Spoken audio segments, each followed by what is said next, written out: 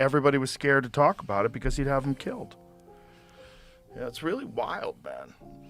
So many horrific accusations, though, involving young singers, like children. You know, Diddy bought his son a Bentley. Maybe, you know, he could buy you one also while you're He out. got me a Lamborghini.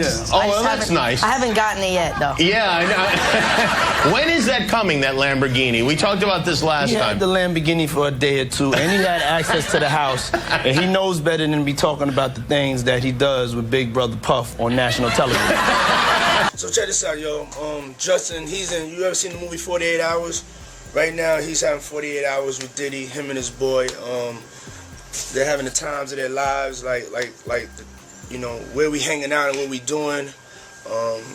We can't really disclose, but it's definitely a 15-year-old's dream. I don't know how many people came out of the fame as a young person and were fine, but the people that stay and keep doing it, they're not fine. Most of them. I mean, maybe there's a few.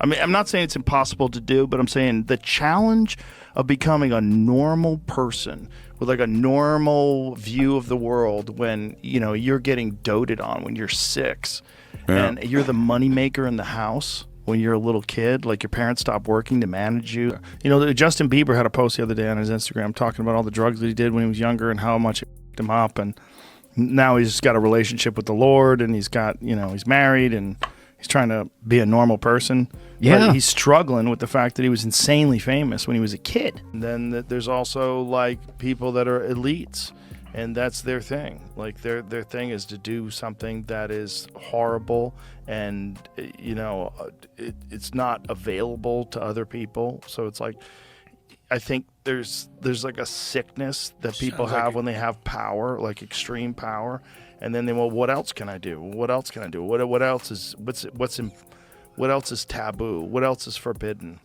You know, when you're a little kid and you become famous, like, and you're the one calling the shots, you realize all these people you're responsible for their income. Yeah, your brain's still developing, and you have everybody saying yes around you. Yeah, his brain is still developing now.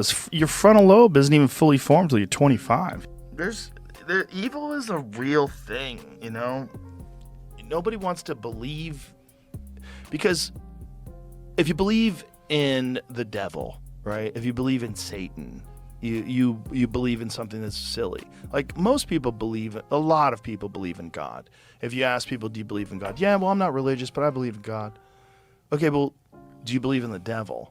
Most people will say no. But do you believe in evil acts? Well, yeah, well, people certainly do evil things. Well, where do you think that comes from? If evil is real, what is it about us that makes us want to deny the possibility that there's some nefarious force that is in human beings, that influences human beings? It's not as simple as like some people are bad, some people are good. No, maybe evil is a real element that you have to fight in life, and that maybe this is just something that's been documented all throughout history, but our arrogance and our secular society wants to keep us from recognizing that as an actual factor. Oh, yeah. Yeah, like 190,000 million fucking Instagram. I mean, she's got 160 or some It's like crazy shit. 130 and 150 or something like that. Fucking insane. Like, handling that in her 20s. oh, how do you not be crazy? And good luck when you're older. Because I think if a victim comes out against Usher, it'll show how egregious it is. Because if he can be a predator, then anybody can be a predator. Can't smile in your face the whole time.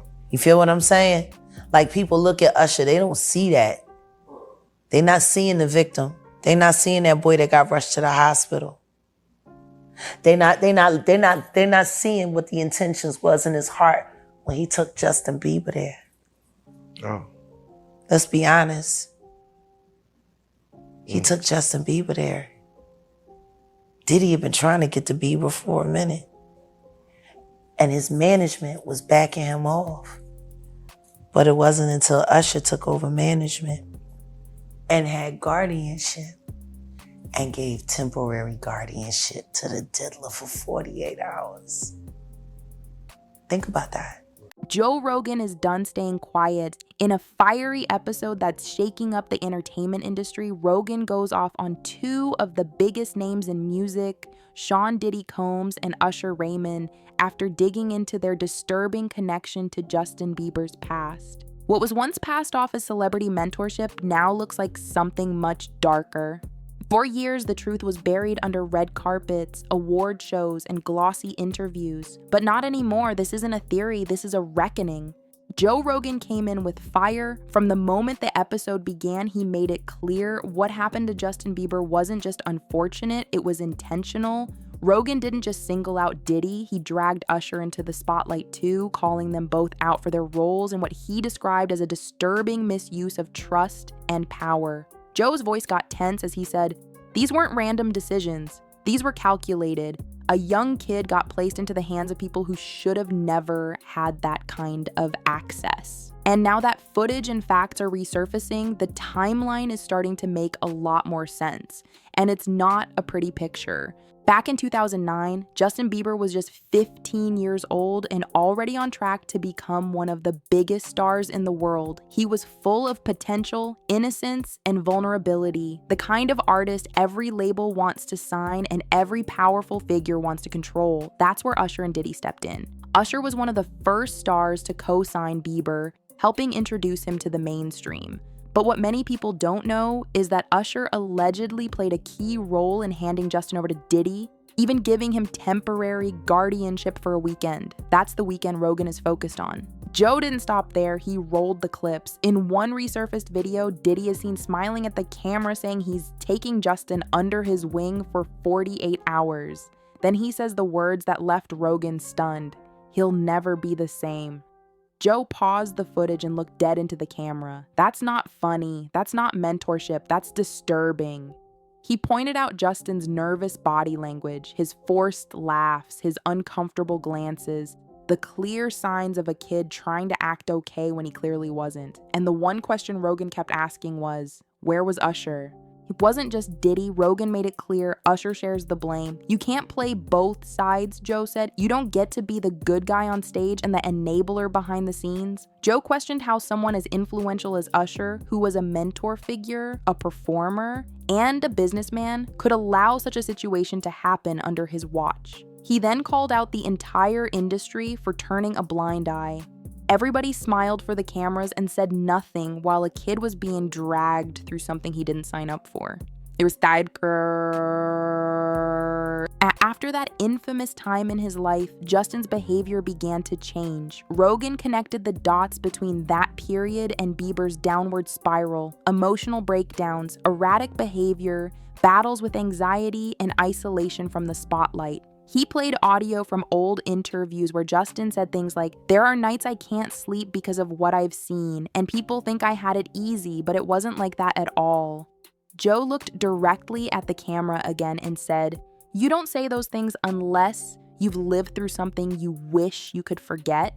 Digging into the business side, Rogan pointed to contractual relationships between Bieber, Usher, and Diddy. He revealed that Diddy allegedly had control over Justin's appearances, schedule, and branding during certain periods, while Usher was still publicly seen as his mentor.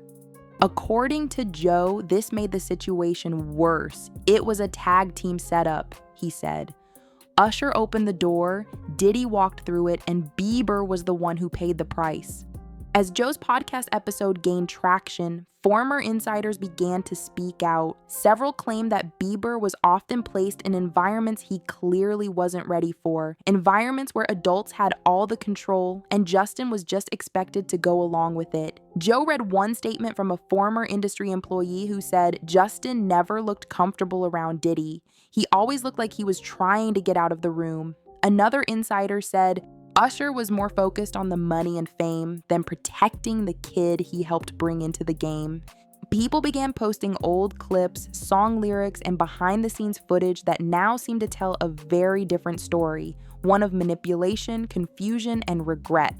Joe Rogan made it clear this wasn't just poor judgment. This was a system that protected itself at the expense of a child star. And both Diddy and Usher were part of that system.